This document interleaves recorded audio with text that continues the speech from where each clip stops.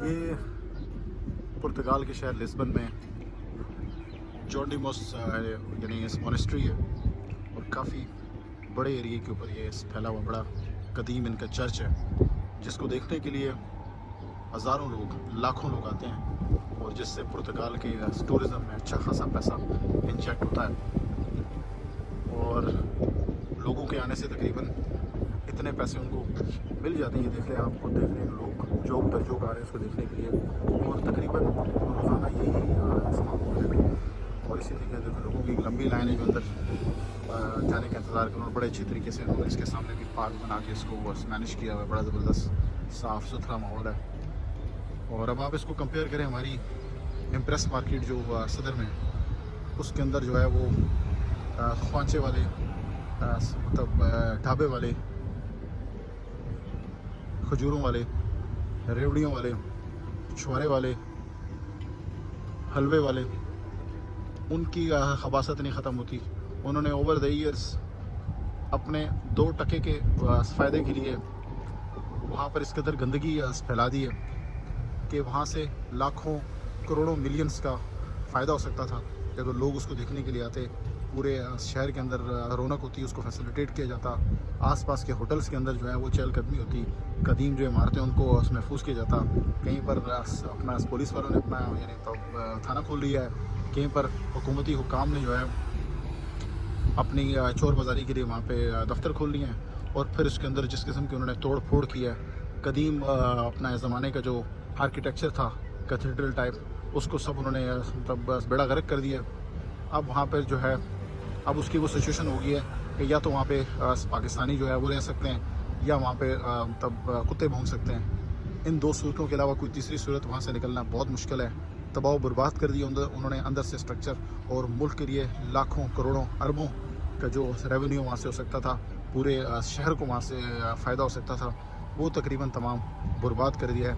यही हाल हमारी बाकी जो जितनी भी तारीख़ी जो बिल्डिंग्स हैं, जो इमारतें हैं, जिस ज़माने में इन मुल्कों के अंदर ये इमारतें बनी, उस ज़माने में अपना यानी इस बरतानवी सराज के अंदर तारीख़ी तौर पे वो इमारतें हमारे पास भी बनी हैं, मगर हमने उनकी इस तब कदर नहीं की, इसलिए अब उनकी हालत जो है वो इंतहाई गलाज़त ज़दा है। और एक गंदगी और एक बद तहज़ीबी और एक बदतमीज़ी और चोर बाज़ारी का जो हाल है वो उन यानी इमारतों की तरफ देख के नज़र आता है। हम उन इमारतों से भी शर्मिंदा हैं और हम इस बात से भी शर्मिंदा हैं कि वो बदनसीब इमारतें यानी कराची में बनी, पाकिस्तान में बनी, हमारे यानी खबीस लोगों के हाथ आईं और हमारी तो जलील कौम ने उनका जो फिर हशर किया, वो एक अपने आप में एक मुकाम इबरत है।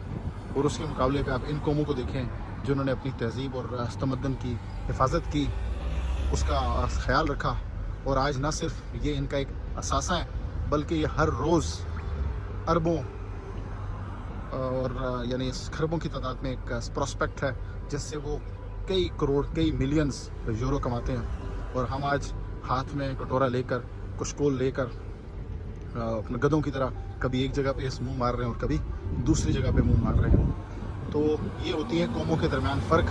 हमारे पास भी एक ऐसी ही ट्राम कराची के अंदर पहले तब चला करती थी, हमने उसको बंद करके ट्राम को उसकी जगह मरवत कोच, मुस्लिम कोच, खान कोच, और उसके ऊपर जिस तरीके से लोग जलील हो रहे हैं, जिस तरीके से वहाँ पे रोडों का हाल है, जिस तरीके से वहाँ पे तब ट्रांसपोर्ट का हाल है, मेरा नहीं ख्याल कोई जानवर भी उसके अंदर तब सफ़र कर सकता है।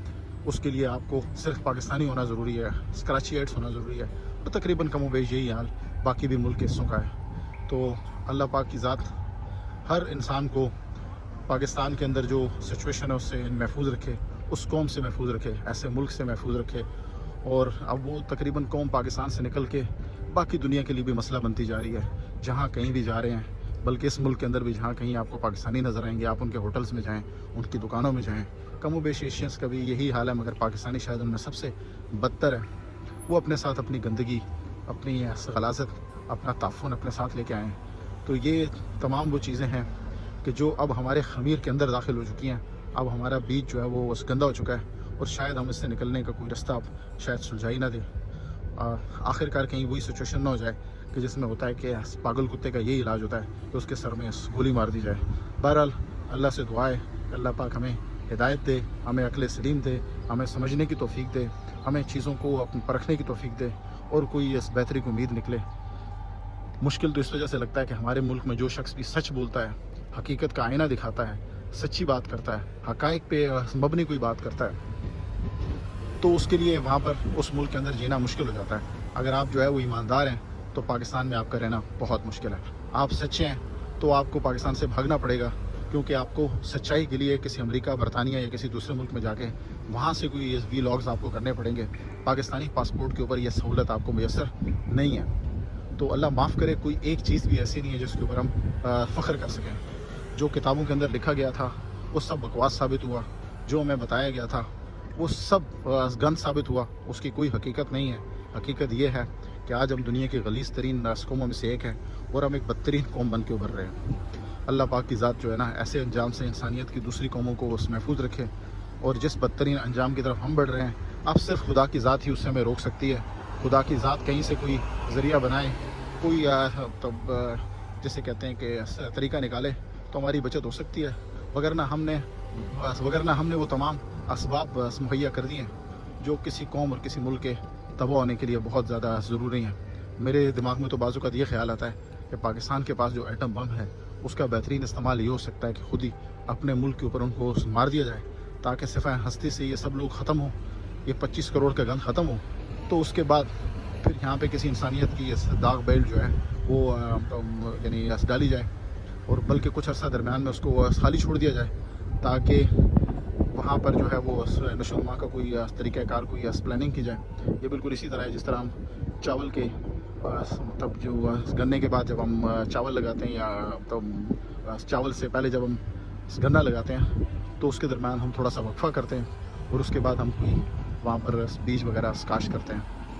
تو بہرحال مگر یہ کہ اللہ سے امید ہے، اور میں دعا بھی کرتا ہوں کہ اللہ پاک جو ہے وہ مسبب الاسباب ہے، اور اللہ پاک اس کا کوئی ذریعہ بنائے کہ ہمارے وطن عزیز میں کوئی مطلب بہار کا کوئی سما ہو، وہاں پہ کوئی ترویج، اپنا ترقی ہو، وہاں پہ کوئی چیزیں بہتر ہوں، وہاں پر کوئی انسان کا بچہ جو ہے وہ آئے اور قوم کے اندر کچھ تھوڑا بہت شکر ہو، تاکہ ہم ایک اپنے بہتر مستقبل کی بنیاد رکھ سکتے ہیں۔ اسی امید کے ساتھ انشاءاللہ میں اس ویڈیو کا اختتام کرتا ہوں۔ باقی خدا کی ذات کو پتہ ہے کہ ہمارے ساتھ کل کیا ہوگا۔